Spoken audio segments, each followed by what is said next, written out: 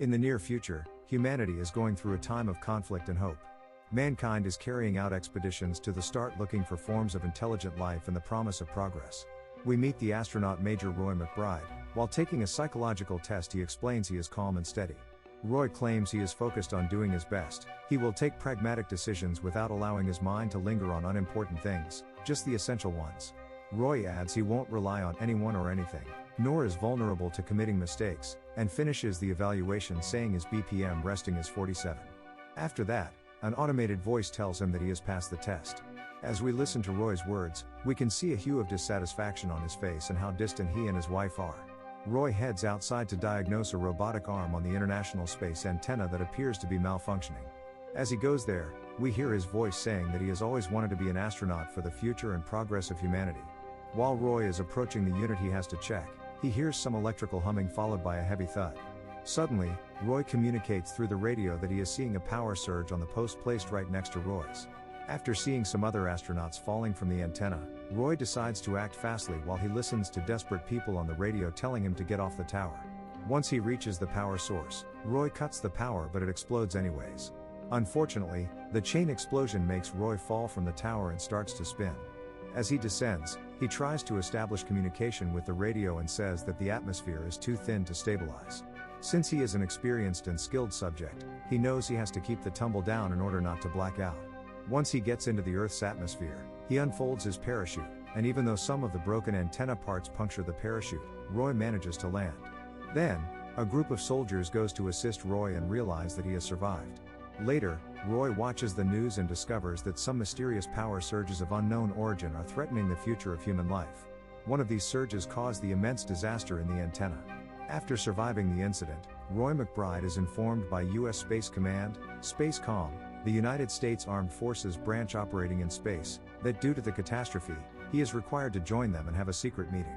Once at the reunion, Roy meets the Special Forces director, who looks impressed by Roy's qualifications and his ability to keep his heart beating under 80 even when in free fall into the Earth's atmosphere. We know that Roy has been married but hasn't had children. Then, they give Roy a spectrogram that shows cosmic explosions that have taken place in Neptune some days ago. The source of the surges has been traced to the Lima project base. Then, they ask Roy what he knows about that project. Roy replies that the Lima project was the first expedition sent to the furthest reaches of the solar system in search of intelligent life. It was 29 years ago and led by Clifford McBride, Roy's father and a famous pioneering astronaut who disappeared after 16 years in orbit around Neptune. Roy adds that after that no further expeditions were undertaken. Therefore, the officers inform Roy that they believe Clifford may still be alive near Neptune, but they don't know where exactly. SpaceCom members explain to Roy that the Lima project employed dark matter and that's what may have caused the surges. This energy is so powerful that can even eliminate every trace of life in the solar system. Due to that, Roy is tasked with the mission of traveling to Mars, which was the only subterranean base that hasn't been affected by the surges. The idea is Roy tries to establish communication with Clifford and sends him a personal pre-written message. The officers believe that Clifford may answer back and, in that way, track his location to solve this problem. Roy accepts the mission and is explained their long-range rockets are on the dark side of the moon, where Roy will embark on his journey to Mars. Before Roy gets ready to travel to the moon, is joined by an old associate of his father who is going with him, Colonel Pruitt. This man tells Roy that he knows him since he was a child and that his mental and emotional state will be controlled constantly. With a serious expression, Roy says he is doubtful about the possibility of his father being alive, but Colonel Pruitt, who was an astronaut for 31 years, mentions that maybe Clifford found a way to hide from them. After taking a commercial flight to the moon, Roy is sick of how the lunar base looks and mentions that if his father learned about it, he would destroy it. Roy and Colonel Pruitt are told there are pirates on the lunar surface, so they will be escorted by armed personnel to the SpaceCom lunar base, taking them across no man's land. Since there are no borders on the moon, some areas are at war because of the resources. The personnel also explains that as they are in the full moon phase, the hidden side of it will be completely dark. Before boarding the vehicle, Pruitt tells Roy that his father accused him of being a traitor just because Pruitt decided to leave the program. On their way to the base via lunar rovers, they are ambushed by scavenging pirates. The pirates attack them, killing most of the group except Roy, who only has holes punctured in his spacesuit, and Pruitt. After reaching the base, Pruitt presents an irregular heartbeat and is placed into intensive care. Pruitt tells Roy that he can't go to Mars with him and warns SpaceCom doesn't fully trust him. The dying Pruitt also says that Roy must continue with the mission and gives him a memory stick that Pruitt was given by Space Comm. Roy is extremely confused but takes the memory stick and carries out the mission. After that, Roy transfers to a Space Comm flight, crewed by 4 Space Comm officers, commanded by Captain Lawrence Tanner. The crew aboard the Cepheus, and before starting the trip Roy asks how Pruitt is. The captain tells that Pruitt is being operated, and then they fly to Mars. With the excuse of fixing the leak in his spacesuit, Roy goes to a separate room, and once alone, he sees the content of the memory stick Pruitt has given him. On it, Roy finds information about the Lima project state that shows an SOS signal had been detected. At that moment, Roy realizes Space Comm doesn't trust Clifford and they think that might have lost his sanity. Right before that, Roy remembers how important was his father. Clifford McBride was the first astronaut in Jupiter and Neptune. He also remembers his father's words telling Roy that he would come back to see him. During the journey to Mars, the ship receives a distress signal from a Norwegian biomedical research space station with a crew of 26 people. Captain Tanner explains that they are obliged to help them. Roy is not fully convinced and says someone else would help the crew and they should continue with their mission. However, the captain doesn't know about the mission, so he tells Roy that if he reveals what it's about, they could continue to Mars. Roy refuses to answer and offers himself to go with the captain to help the crew. Boarding the space station, Roy and Tanner find it abandoned. Suddenly, an aggressive baboon that escaped from the Norwegian station attacks Captain Tanner. Roy tries to help him, but another baboon appears and attacks Roy. Fortunately, Roy is able to escape and manages to lock both baboons in the airlock and kills them when depressurizing it. Finally, Roy comes back to their ship with the captain's body. Back in the Cepheus, the captain's body is analyzed, but the results show that he is dead. As a result, Roy is given another psychological evaluation. Roy recognizes that the baboon's attack was violent. He mentions that he has seen this anger in his father before. However, that wrath is also in him and all he sees is pain and suffering. Roy thinks that maybe that's why he can't love anyone and asserts that he doesn't want to be like his father. While preparing to make a routine landing on Mars, another power surge hits the ship, forcing manual intervention. The interim captain finds himself too scared to fly, leaving Roy to take the controls and land the ship safely.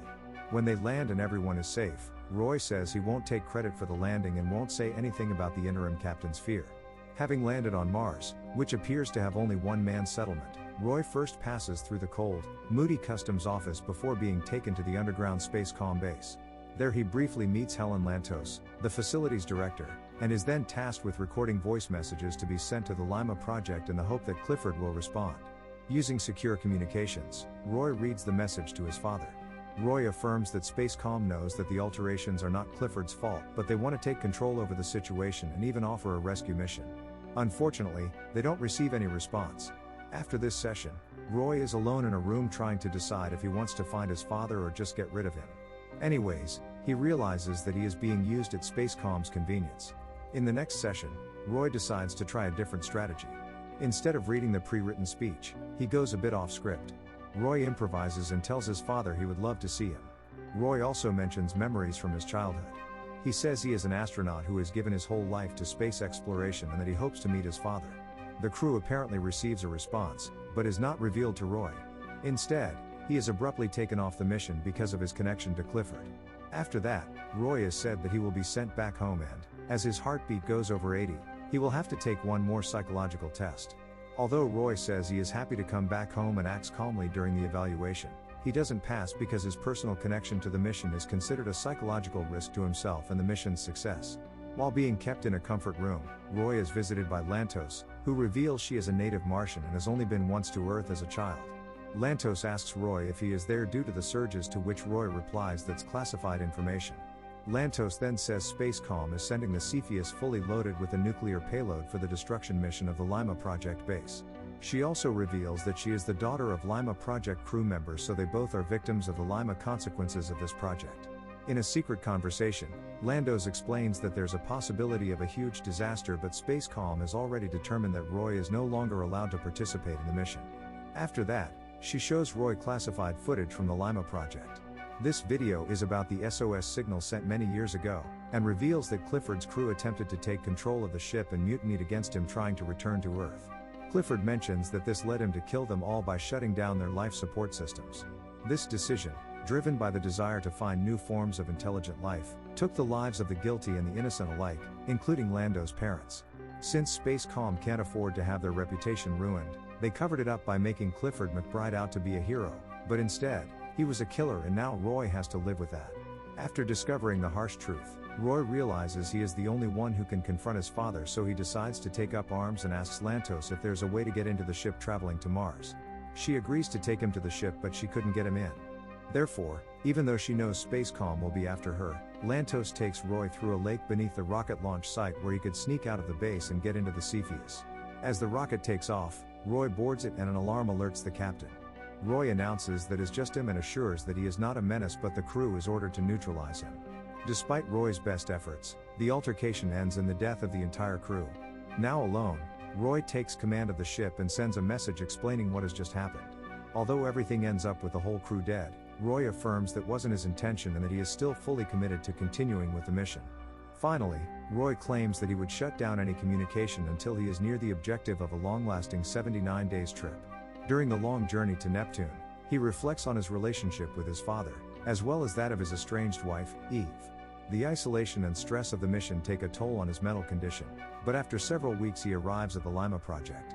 At that moment, he recovers the communication to Mars and indicates that the position of the Lima project has varied from the original coordinates. Roy takes the nuclear payload and boards a transport module to navigate between Neptune rings, leaving the Cepheus operated by the automatic pilot until finishing the mission. While approaching the base, another surge strikes, damaging the module. Roy tries to establish communication with his father, but he can't.